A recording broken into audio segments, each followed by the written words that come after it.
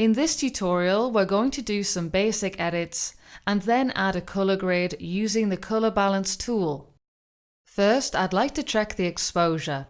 I'll go up to the toolbar and turn on my exposure warning.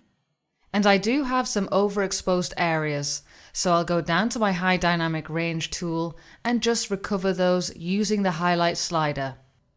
And I'll increase the shadows to add some detail in those darker areas also. I'll turn off the exposure warning now.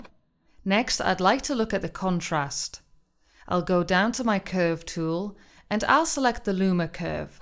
Using the Luma Curve, I can adjust the contrast and the brightness, but not increase the saturation, so it gives me a bit more control. I'll add a control point in the highlights, and then one in the shadows, and I'd like to decrease the contrast, so I'll lift the shadows, and then pull down the highlights, so I'm flattening the tonal range. To add a bit more definition, I'll go to my Levels tool, and just darken those shadows slightly.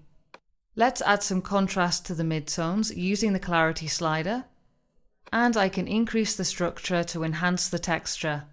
Okay, now let's look at the color.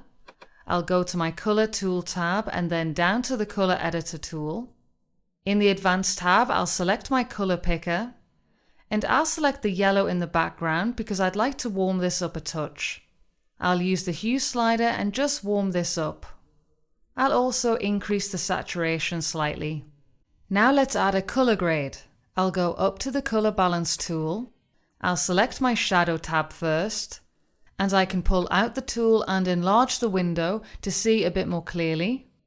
I'd like to warm up the shadows, so I'll select the control point and start moving this towards the red tones. Now I'll go to the midtones, and I'll just warm these up slightly. Now I'll go to my highlights. Because I warmed up the shadows, I'm going to cool down the highlights. Complementary colors can work really nicely for color grading. Okay, I'll put the tool back in the panel. Now I'd like to add a vignette. I'll go up to my exposure tool tab and then down to the vignetting tool, and I'll just darken these edges to really draw your eye through the corridor. Finally, I'd like to add some grain to give the photo more texture. I'll go up to my Details tool tab. I'll zoom to 100% so I can see the grain more clearly. I'll hold down the spacebar so I can pan further down the photo. And now I'll go to my Film Grain tool.